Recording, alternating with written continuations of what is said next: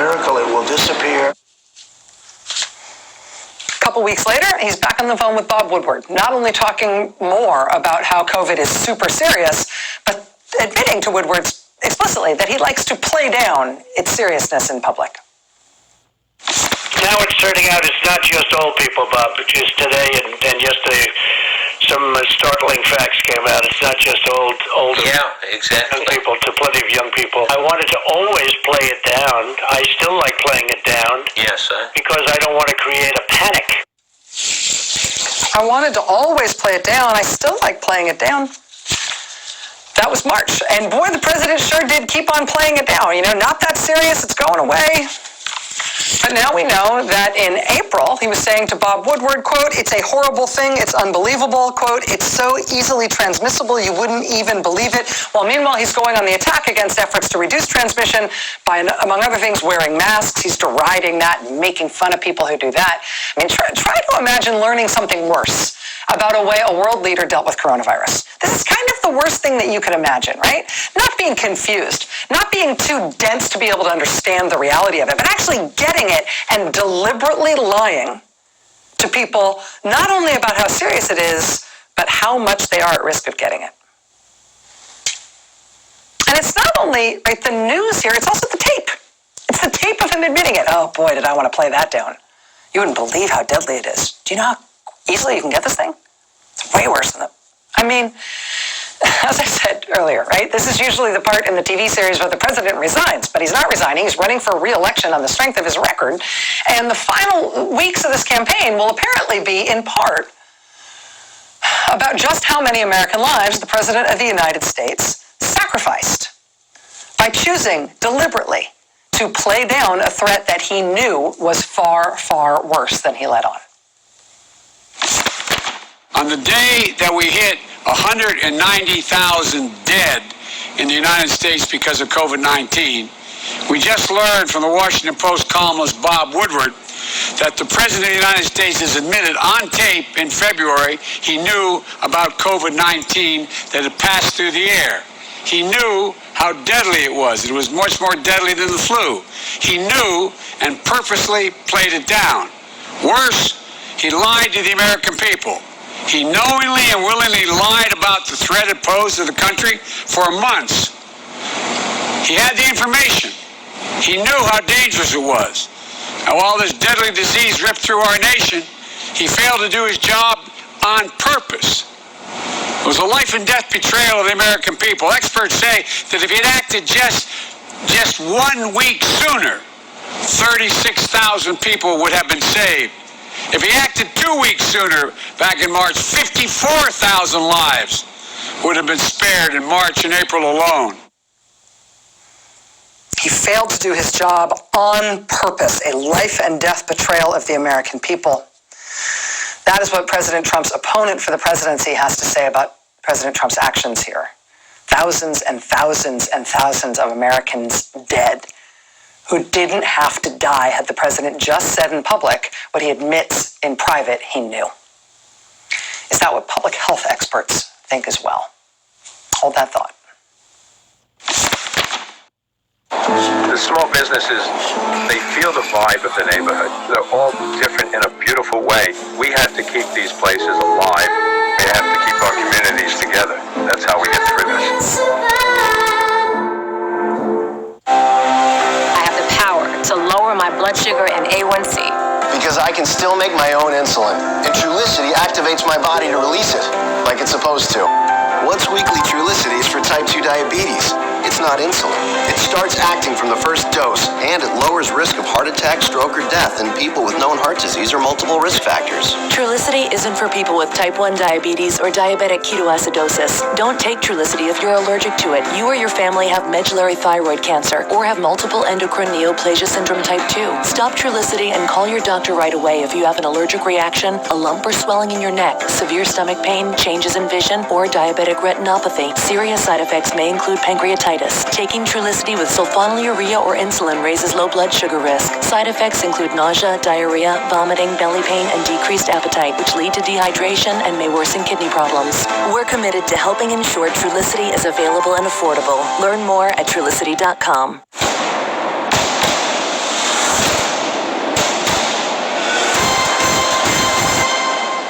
are the weakest link. Jane Lynch hosts The Weakest Link, coming soon to NBC. Goodbye. Here's Candace, who works from home and then works from home. But she can handle pickup, even when her bladder makes a little drop-off. Because Candace has poise. Poise under pressure and poise in her pants. It takes poise. This is Peacock. Peacock, baby! It's streaming, and it's free. E.T., free.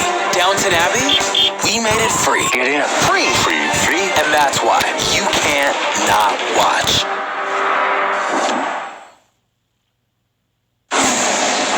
Joining us now is Dr. Carlos Del Rio. He's an infectious disease expert and the Executive Associate Dean of Emory University School of Medicine.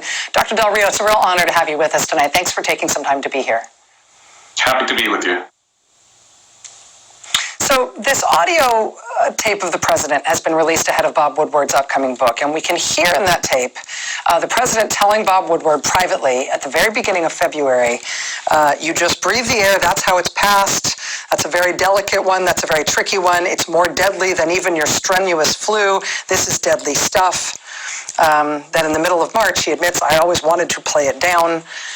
Meanwhile, of course, publicly he was saying that it would disappear, that 99% of cases are harmless, it's going to fade away. In your view, as somebody who knows these things well, do you believe that lives would have been saved if the president's public rhetoric, starting February 7th, had matched what he was explaining that he understood in private as of that time? Is it fair to say that a lot of lives could potentially have been saved? I think there's no doubt about that. Working in a pandemic, working in a crisis, working in a war, in a natural disaster is about leadership. And leadership in our country has failed at this time. And that's why we are number one in the world. We are 4% of the world population, and we're about a quarter of the cases globally. We have a lot of people, almost 200,000 people that have died of this disease. We have not had a national strategy. The president has had outstanding advice with Dr. Fauci, with Dr. Birx, people that know what they're doing.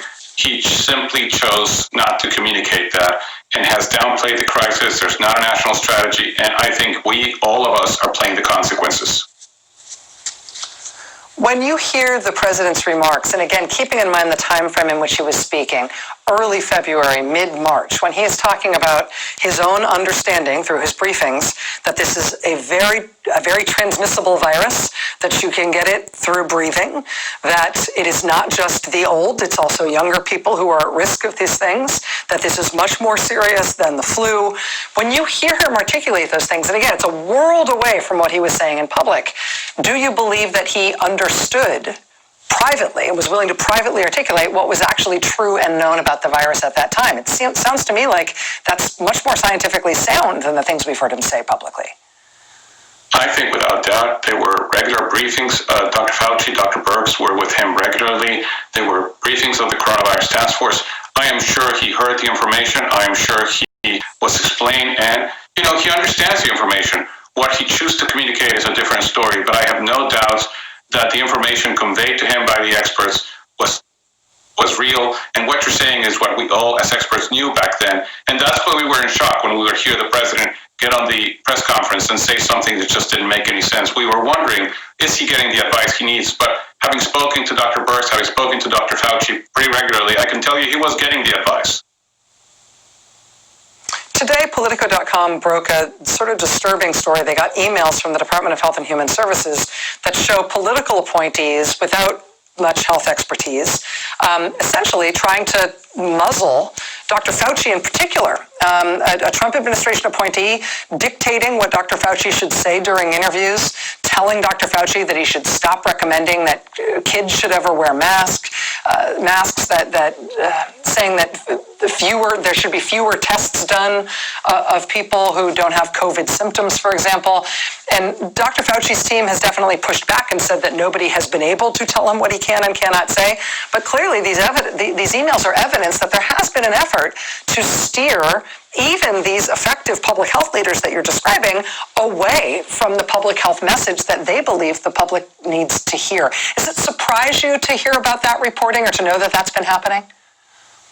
It's not surprising, but on the other hand, I can tell you that nobody silences Dr. Fauci, and Dr. Fauci has been If I can think about one person who has spoken the truth throughout this pandemic, is him, and he has managed to find a way to speak the truth. Whether it's through press conference, and when he wasn't able to do press conference, he would do a podcast, he would go to a grand rounds, he would go to a conference.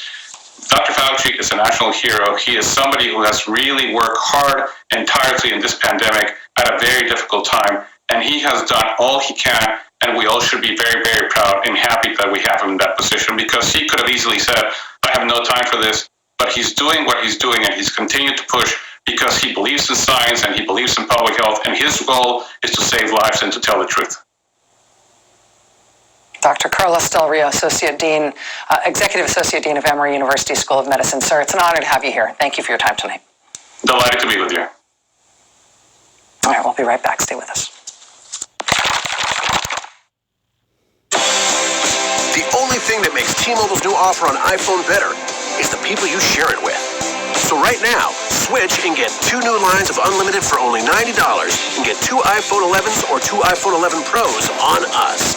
All on T-Mobile's most powerful signal that goes farther than ever before. Hurry into T-Mobile now and get 2 iPhone 11s or 2 iPhone 11 Pros on us. Only at T-Mobile. There's more than one kind of luxury, but there's only one way to live in it. Your way. Experience luxury on your terms with Infinity Now. Service, test drives, purchase, and leasing that comes to you. Mornings were made for better things than rheumatoid arthritis. When considering another treatment, ask about Xeljanz, a pill for adults with moderate to severe rheumatoid arthritis when methotrexate has not helped enough. Xeljanz can help relieve joint pain and swelling, stiffness, and help stop further joint damage, even without methotrexate. Xeljanz can lower your ability to fight infections. Before and during treatment, your doctor should check for infections like TB and do blood tests.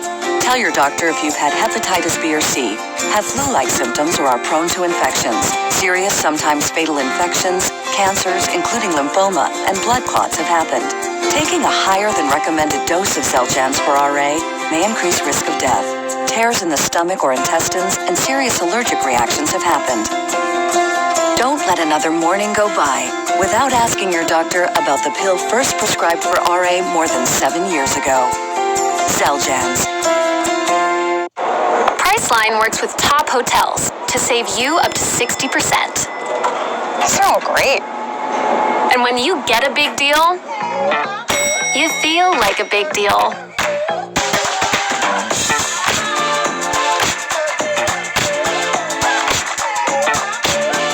When you're ready to travel, we're here to help you save. Get up to 60% off amazing hotels with Priceline. Priceline. Every trip is a big deal. That is going to do it for us tonight. I will see you again tomorrow night when my guest will be former FBI Counterintelligence Director Peter Strzok. That is an interview I think you are going to want to see. I hope you will be here for that. Now it's time for the last word with Lawrence O'Donnell. Good evening, Lawrence. Good evening, Rachel.